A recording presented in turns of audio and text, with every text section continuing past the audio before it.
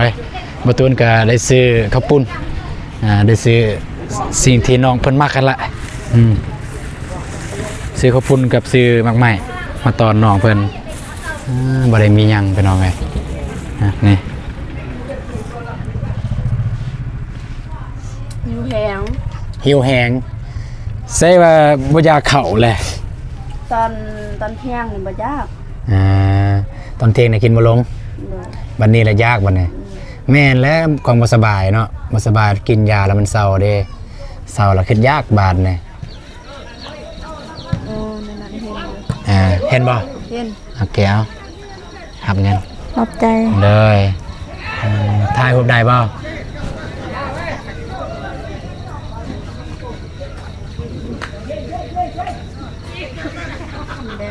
เลยเอาบาดนี่เรียบร้อยก็ขอโทษหลายๆเด้อเพื่อนๆน้องๆที่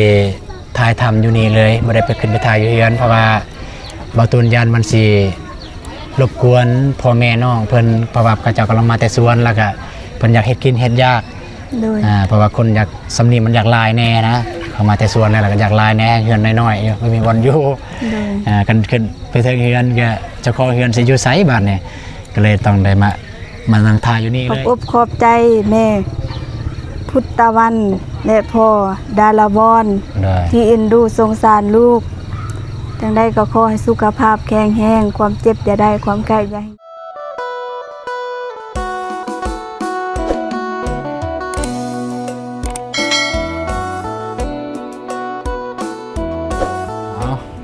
เนาะมาเปิดภาพที่บ้านอาหังคือเก่าเพิ่นว่าบ้านอาหังเมืองท่าแตงแขวงไสกองเพิ่นเนาะมื้อนี้บ่ตูนก็ว่าสิมาหาน้องพรเพิ่นเอ้ยเพราะว่าบ่ตูนก็ได้รับข่าวดีของน้องพรเพิ่นเนาะแต่ว่าก่อนจะไปหาน้องพรเพิ่นก็แวะมาหาน้องบองก่อนเพราะว่าน้องเพิ่นบ่สบายบ่ฮู้ว่าใครแน่แล้วบ่เพราะว่าน้องเพิ่นได้กินยาเรียบร้อยแล้วเอ้ากล่าวทักทายสบายดีแล้วก็สวัสดีพ่อแม่พี่น้องหมดทุกคนเนาะก็ยินดีต้อนรับ2อาตูน Channel คือเก่าเพิ่นเนาะไปเพิ่นน้องเอ้ยเนาะไปหาน้องบองก่อนไปเยี่ยมไปยามน้องเพิ่นก่อนน้องบ่สบายก็บ่ฮู้ว่าแค่แน่หรือยังนี่โอ้น้องเพิ่นเสีย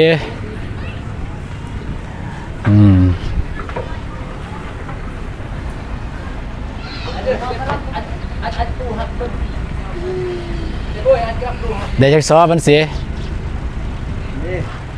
3 สอบฮะประมาณ2 สอบขายเลยป่ะสิขายเลยอันนี้ได้ลายเนาะนี่เนาะลาย6 สอบแหน่ก็ลายแล้ว6 สอบโอเคพี่น้องเนาะก็ไปนี่มาเด็กขี้ของน้องคน3 สอบแล้วของอันนี้นี่10 ปลายกว่าสอบคนเก็บเท่ากัน3-4 คนนั่นแหละ3 คนแสดงว่านี่มีมากหลายอันนั้นเนี่ยมากน้อยพี่น้องเนาะแม่น้องบองพลยพลพี่น้องเลยโอเคไปหาน้องบองก่อนพี่น้องเลยบตูนก็ได้ซื้อข้าวปุ้นได้ซื้อสิ่งที่น้องเพิ่นมักกันละซื้อข้าวปุ้นกับซื้อมักไม้มาตอนน้องเพิ่นบ่ได้มีหยังพี่น้องเลยนี่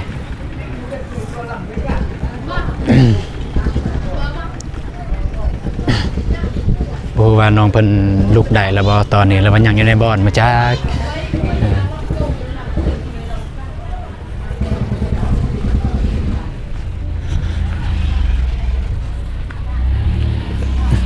สวัสดีพ่อสวัสดีพ่อสวัสดีพี่มูบองเห็นครัวป่ะชื่อ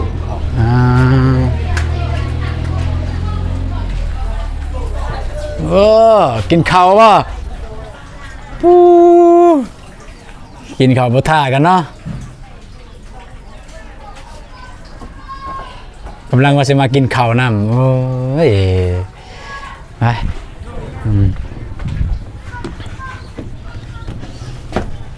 ได้ยังกินแกงผักใส่กันซื้อให้น้องบวนบ่แม่นตี้หน่อยซื้อตัวเองแหละเอาซื้อข้าวปุ้นที่น้องมักกันแล้วน้องว่ามักกินซื้อข้าวปุ้นไว้ได้กินข้าวน้ำกัน เอาอ้ายกินข้าวแล้วกินข้าวแล้วเป็นจะได้คะแนนแล้วบ่ เลย คะแนนละอย่าบดตัวกันที ต้องกดตัว ตักทายจะไปดีกองเด้อ โดยสบายดีเด้อผมรู้เป็นใจบุญทุกท่านก็สบายดีFC ฟังไทยฟังลาวหรือว่าจะต่างประเทศหรืออยู่ในบ้านเฮาก็ขอสวัสดีสบายดีเด้อสุขคนเด้อ เลยกินดนแล้วบ่หาก็กิน เลย เอากินกันไว้แกสิหาจับกองให้ไปหาน้องอำพรจากหน่อยหนึงไปกินข้าวก่อนนี่ ไปหามพรก่อน ฮะ ไปหาน้องอำพรก่อน เลย กินข้าวก่อนกินน้องก็ทันได้อาบน้ำ บ่โอ้ยบ่เป็นหยังเว้น ว้าซื่อ ฮะคิดว่าน้องสิอาบน้ำก่อนแล้วจึงสิไปนั่นบ่ ๆมันก็ค่ำแล้วเด้อ ก็ค่ำคันน้องว่าอาบน้ำก่อนก็ไปก่อน แต่ว่าให้น้องกินข้าวก่อนจึงไปห้าก็กินแต่ว่าเย้ยห้าก็กินข้าว นอน อ่า เอาหลังก็จัง บ่มีหยังอยากหัวสิเอากินข้าวก่อนเบิ่งสิเบิ่งของกินเป็นเฮ็ดหยังกินพี่น้องปลาแกนี้ว่าของกินสิกินแรงเลย โดย แกคือสิแซ่บอยู่เอาโอเคให้น้องเพิ่นกินข้าวก่อนพี่น้องแล้วก็จึงไปหาน้องอำพรพี่น้องไปกินข้าวเลยจ้ะแล้วก็ไปหาน้องอำพรเพิ่นเลย อยู่แหง หิวแหงใส่ว่าบ่อยากเข้าแหละ ตอนเที่ยงนี่บ่ยาก ตอนเที่ยงน่ะกินบ่ลง โดย บัดนี้ละยากบัดนี้แม่นแล้วความบ่สบายเนาะบ่สบายกินยาแล้วมันเศร้าเด้เศร้าแล้วคิดยากบาดนี่โอเคพี่น้อยก็น้องบอมเพิ่นกินข้าวกินน้ำเรียบร้อยแล้วพี่น้องเนาะพอดีได้เดินทางไปหาน้องอำพรต่อพี่น้องเอ้ยไปมันสิมืดสิค่ำก่อนพี่น้องเอ้ยบรรยากาศกับตอนแรงพี่น้องคนกำลังมาแต่หัวแต่ส่วนไป จอดรถ พูดอยู่ทางหน้ารถสวัสดีเด้อแม่เฒ่าเด้อ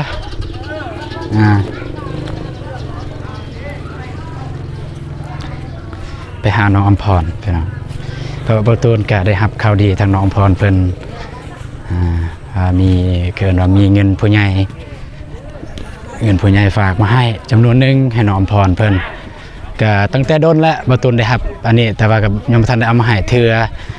เพราะว่าประตูนก็รอโอกาสรอจังหวะเพราะว่าทางน้องๆก็จะไปหัวไปส่วนพี่น้อง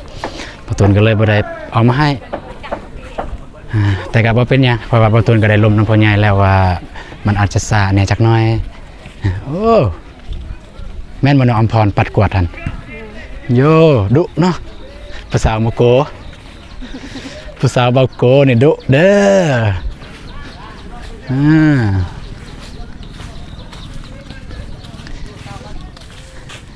บัดนี้ก็สิให้น้องบองเป็นคนมอบเป็นคนเอาสัมภาษณ์เลยนะบ่ตูนมาแต่สินั่งเว้าซื่อสินั่งเบิ่งซื่อปาดสมดุแท้สบายดีน้องบองใหม่ให้ใหม่เอ้า ยังบ่ทันได้เอาให้ พี่น้องเอ้ยทางแม่ค้าเพิ่นขายข้าวปุ้นทงเท่าไรเนี่ยว่า เจ้าค่ะจะถ่ายก็เนาะ จะบ่ให้ถ่ายบ่ซื้อได้ จะโทษค่ะก็ต้องเพชรลายคำมือก็ลายคน บ่จะสิอายหยัง เอา แล้ว มันซ้อมอะไรเนี่ย เท่าใดล่ะทงเท่าไรทงละ 2,000โอ้ยซื้ออยู่หน้าทางทง 10,000 บ่มีดอกมาว่า นี่ เอาไว้พ่อแล้ว เนาะ บ่มีไว้ ไป ไว้จะก็จะพาไปบ้างอันนี้ บ่ให้ถ่ายนะบ่ซื้อได้ เอ้ยเสียดายเสียดาย ไปบ่ให้ถ่ายก็บ่ ใคร ซื้อ คอยจะรอที่นี่อย่ามาคอยแม่นะ เอาค่อยก็เวลาค่อยซื้อค่อยก็ต้องถ่ายเพราะว่า ที่เขาเสียหนากันที่ ามแม่รับ ว้าเออเจะบ่กล้าเข้ากล้องเขาก็บ่ฮู้สิเอาแล้วของเจ้า เอา เจ้าอายกล้องเขาก็บ่กล้าสิซื้อแล้วซำนี่อ่า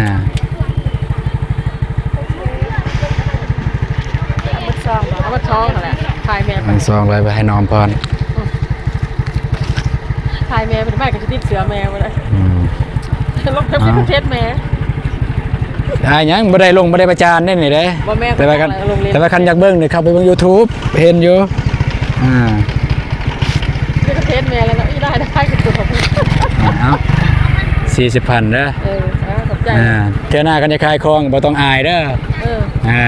กันอายเนี่ย กองนี่ กันอายแล้วบ่ฮู้บ่พูดซื่อๆก็บ่ฮู้ซื่อๆแล้วกันเจ้าผู้ขายพัดอายเด้อไปพี่น้องเอ้ยเมื่อกี้นี่ลืมไมค์ไปทักทายน้องอัมพรกับบ่มีไมค์สามพี่น้องเอ้ยมาอันนั้นน้องบ่ไปย่างไปหาน้องพรพุ่นไปเรียกอยู่ปุ๊บไม่ธรรมดาเนาะสบายดีเด้อเอาไม้ให้เรา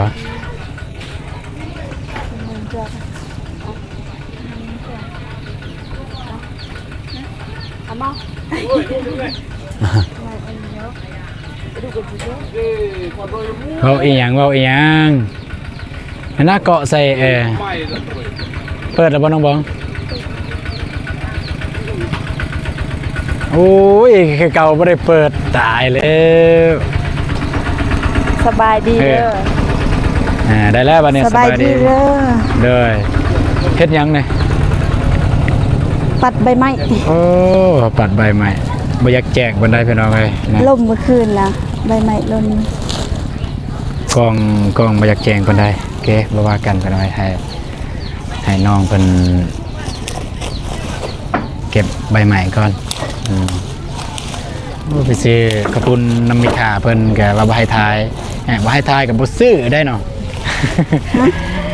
เมคาเพิ่นว่าบ่ให้ทายเด้อบ่ให้ทายเด้อนะเนี่ยบ่ให้ทายน่ะบ่ซื้อได้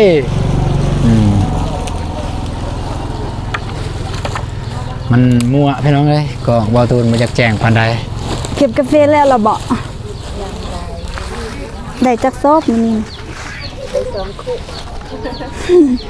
ยังลายน้องบอกว่ากาแฟบ่ตูนถามว่ากาแฟผู้เจ้าลายบ่น้อยบัดนี้ยังลายน้องพรเด้ไอเห็นอยู่เมื่อกี้นี่มาแต่สวนบ่ โดย ไปเก็บกาแฟ โดยไปเก็บ ได้เท่าใดมื้อนี่จักสอบ ได้4ซอบ คนเดียว 4 คน อ๋อแต่ว่าได้ไหวเนาะขายเลยบ่ ขายเลยแต่ว่ายังบ่ฮู้ว่าเขาซื้อโลเท่าใดเขายังบ่ทันได้ขาย นี่บ่อยากเห็นบันไดไปน้องบ่อยากแจ้งบันไดขอโทษขออภัยหลายๆไปน้องกันเนาะเมื่อกี้นี่ก็ลืมเปิดไมค์อีกเว้ากับน้องบองบ่ตูนเว้าผู้เดียวแล้วล่ะซั่นมันบ่ได้ยินเสียงน้องบองไปน้องเอ้ย ลืมไม่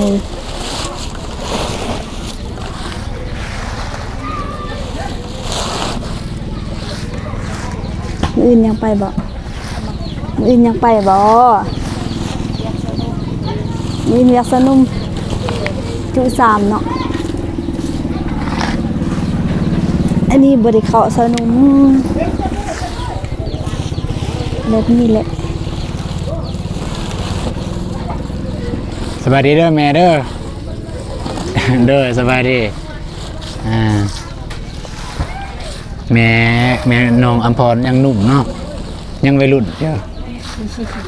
มีรุ่นอีหยังเท่า ยังวัยรุ่นเด้อบ่เฒ่าแม่เฒ่าเบาโกฮอดใส่และเรื่องเบาโก ฮะ เพราะ อีหยัง คือว่าเห็นเบาโกนเขียนลง YouTube ว่าดีใจน้องพรบอกรักเบาโก รู้จักของลาวแหละ หัวจะไปทางซันแม่จะหน่อยบาโกได้ยินนี่ เสียใจได้ สิหูของเราเนาะ ลมแบบลับๆเนาะสองคนนี้เนาะบ่เปิดเผยบ่อยากให้ทีมงานฮู้ บ่ได้ล่มนะ แม่นว่าไอ้ว่าจังซั่นได้บ่โกได้ยินเสียใจได้ เพิ่นน่ะบ่ได้ล่มค่อยนะ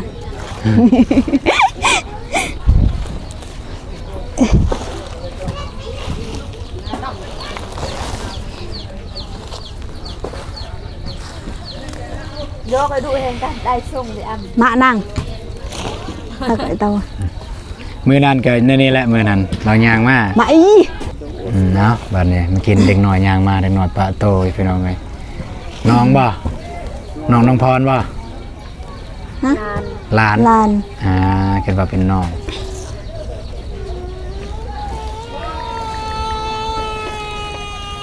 บ่มี นะ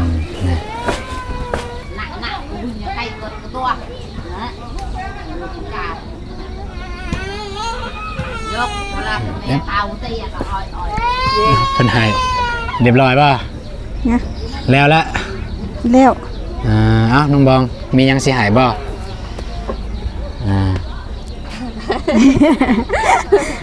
กระปุน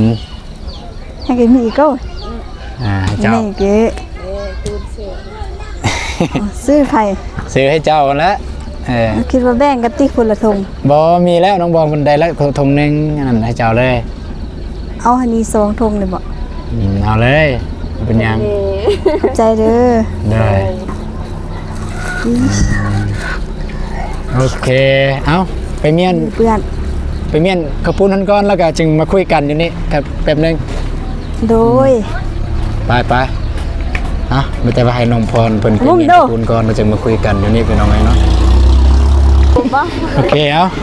ไปนั่งนี่เลยน้องอัมพรนั่งนี่ก็ได้โอเคไม่แต่ว่า ไอ้ห้าน้องบองจับกองให้เด้อน้องบองจับกองไอ้นะโอเคประมาณนี้เด้อประมาณนี้เลยเห็นป่ะประมาณนี้แหละเพราะว่ากองไม่อยากแจ้งขนาดน้องพรในคนข่าวยังไม่อยากเห็นอายเข้าไปยังบ่เห็นเลย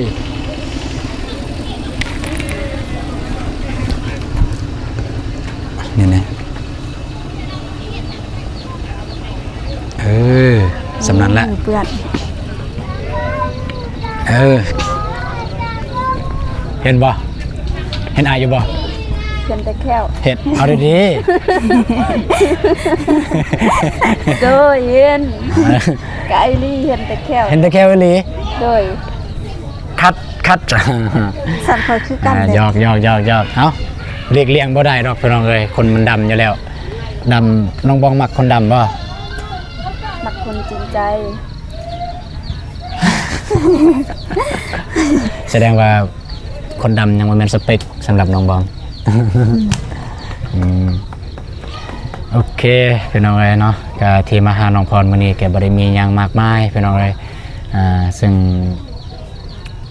เพิ่นว่ามาให้รางวัลน้องอมพรเพิ่นเอารางวัลมาให้น้องอมพรเพิ่นเพราะว่า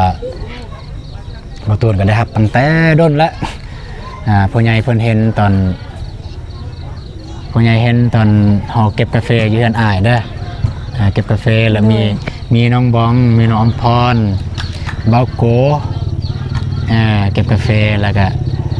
เพิ่นให้เงินมาเป็นอะไรเพิ่นให้เงินมาให้น้องอมพร50เหรียญเป็นอะไร50เหรียญก็คือ1ล้านกีบน้องอมพรได้เงิน1ล้านกีบจากผู้ใหญ่เพิ่นเห็นนั่นแหละเพิ่นเห็นความดูมันโอ้ทีมงานเฮาก็ฝนตกแข่งเก็บกาแฟแข่งฝนเลยมื้อนั้น ที่จริงบ่ตุนว่าสิให้มื้อนั้นไปหน่อยมื้อที่เฮาไปกินซินดาด โดย มื้อที่สิไปกินซินดาดหั่นบ่ตุนว่าสิให้แต่ว่าบ่ได้ให้เพราะว่ามาเฮือนค่ำบ่ได้ให้เลยซ้ำที่จริงว่าสิให้ตั้งแต่อยู่พุ่นละแต่ว่าบ่ได้ให้ซ้ำก็เลยว่าถ้าโอกาสมื้อนี้ซะก็เลยถามน้องบองว่าน้องอมพรอยู่เฮือนบ่ก็ลองโทรหาเบิ่งก็เลยน้องพรบ่ได้อยู่เฮือนไปเฮ็ดเวียกไปเก็บกาแฟโอเคพี่น้องเอ้ยกับระยะห่างแต่สิเอาเงินให้น้องเพิ่นเลย1ล้านกีบ1,50,000พี่น้องเอ้ยคือ50เหรียญ50ดอลนั่นแหละ1ล้านกับ50,000กีบถ้าครบ100ก็คือ1ล้านกับ100,000 2ล้านกับ100,000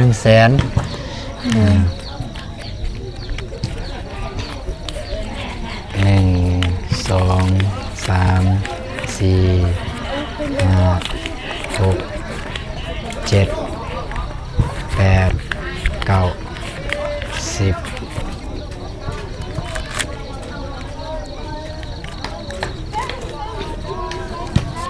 เอาไปแล้วเนาะบ้านนี้ก็สิได้มอบให้ทางน้องน้องอำพรเลยโอเคหยุดก่อนแป๊บหนึ่งโอเคพี่น้องเนาะก็คือเงินนี่เป็นเงินของเป็นเงินของแม่พุทธวันกับพอดาราวรพี่น้องเพิ่นเป็นคนลาวเด้อเพิ่นเป็นคนลาวแต่ว่าเพิ่นไปอยู่สหรัฐอเมริกาพุ่นล่ะเพิ่นไปอยู่สหรัฐอเมริกาแล้วก็เพิ่นเห็นทีมงานเฮานั่นแหละก็เพิ่นติดตามตั้งแต่ตอนนั้นมา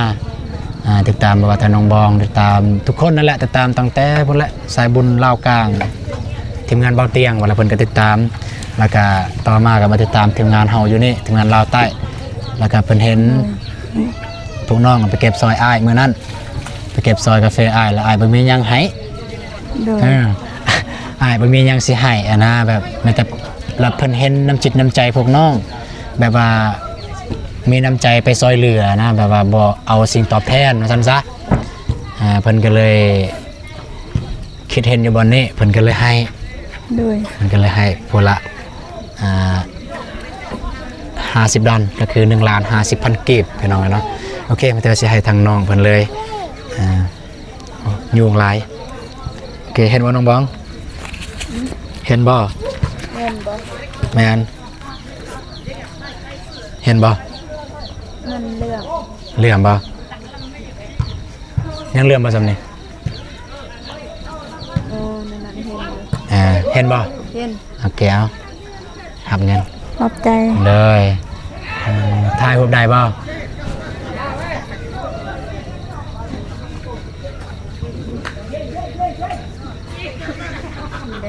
เลยเอาบ้านเนี่ยเรียบร้อยก็ขอโทษหลายๆเด้อเพื่อนพี่น้องเอ้ยที่ถ่ายทำอยู่นี่เลยไม่ได้ไปขึ้นไปถ่ายอยู่เฮือนเพราะว่าบ่ตูนยันมันสิรบกวนพ่อแม่น้องเพิ่นเพราะว่าเขาเจ้ากำลังมาแต่สวนแล้วก็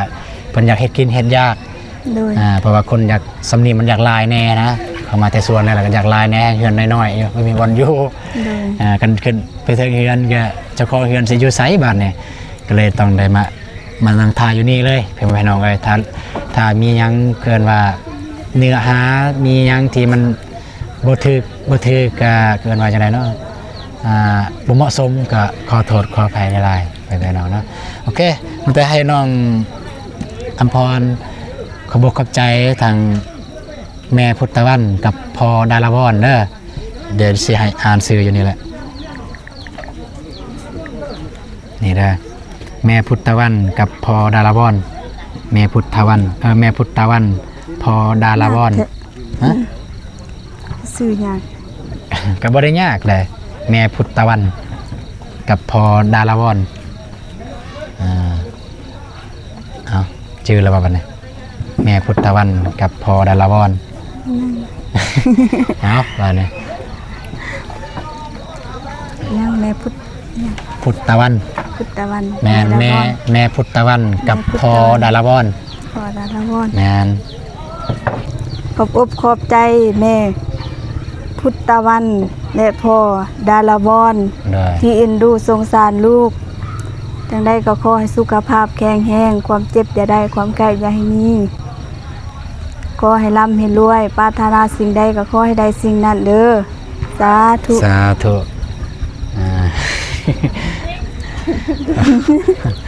น้องอายบ่อายคนเบิ่งได้บ่อายบ่บ่ได้อายแต่บ่ได้อายบ่บ่ว่ากันพี่น้องเนาะก็มีแต่ฝึกเอาเด้อแล้วก็เงินจำนวนนี้แจ้งสิใส่บ่แจ้งบ่สำเนียงบ่แจ้งบ่ใส่เงินจำนวนนี้มันเพิ่นโอนมาแล้วก็เป็นน้ำจิตน้ำใจเพิ่นเด้อแล้วก็เพิ่นให้น้องใส่แล้วแต่น้องอยากซื้อสิ่งที่จำเป็นในเฮือนในซ่านซื้ออยู่ซื้อยาซื้อหยังก็แล้วแต่ให้น้องใส่นั่นแหละสบายง่ายๆให้น้องใส่อยากซื้อหยังก็ซื้อเป็นเงินของลูกเป็นเงินของเจ้าเงินของน้องนั่นแหละจะซื้อหยังก็ซื้อ ซื้อบัตรซื้อเบอร์ซื้ออิหยังก็แล้วแต่ซื้อเกลือเป็นนัวซื้อยาสีฟันซื้อสบู่ซื้อแฟบเป็นหยังก็แล้วแต่อยู่ในเฮือนในซาน โดย ก็มีแต่จังซันละมันดีนำเด้อ โดย โอเคจักนาทีน้องบัง จักสี จักสี่ป่ะโอเคพอไปน้องกันเนาะกะบ่ตูนกะได้มาส่งเงินเป็นทีเรียบร้อยแล้วทางพ่อและแม่เอ้ยบ่ได้มาส่งเงินให้ทางน้องพรเป็นทีเรียบร้อยแล้วก็จำนวนเป็นเงินเก็บกับ1 ล้านกับ50,000เก็บก็คือตามจุดประสงค์ของพ่อและแม่เพิ่นอยากให้ทางน้องอำพรเพิ่นบ่ตูนก็มาให้เป็นทีเรียบร้อยแล้วจะได้กับคลิปนี้บ่ตูนกับสิขอจบคลิปอยู่บนนี้เลยโอ้มันตกเอาเนี่ยอยู่นี่ก็ได้มันสิบ่เห็นบ่บ่เลื่อมบ่เห็นบ่ เห็น จะได้คลิปนี้บ่ตูนกับสิขอจบคลิปอยู่บนนี้เลยพี่น้องเนาะก็โดยหมดของขอกระบอกกับใจทางแม่พุทธตะวันแล้วก็พ่อดาราวรเด้อที่ไว้เนื้อเสื้อใจเบาตูนแต่ให้เบาตูนเป็นสะพานบุญในครั้งนี้จังไดก็ขอให้พ่อและแม่จงอยู่เย็นเป็นสุขสุขกายสุขใจสุขภาพแข็งแรงอายุมันคนยืนปรารถนาสิ่งใดขอได้สิ่งนั้นให้มาเท่านี้ได้กลับ100 เท่าพันเท่าเด้อแม่เด้อพ่อเด้อสาธุโอเคสำหรับคลิปนี้เบาตูนก็สิขอจบคลิปไปเท่านี้แต่ว่าเจอกันในคลิปต่อไปคลิปนี้เบาตูนแล้วก็น้องอัมพรก็กล่าวคำว่าสบายดีเด้อไปแล้วพี่น้องเอ้ยเจอกันในคลิปต่อไปพี่น้องไปแล้วได้ ไป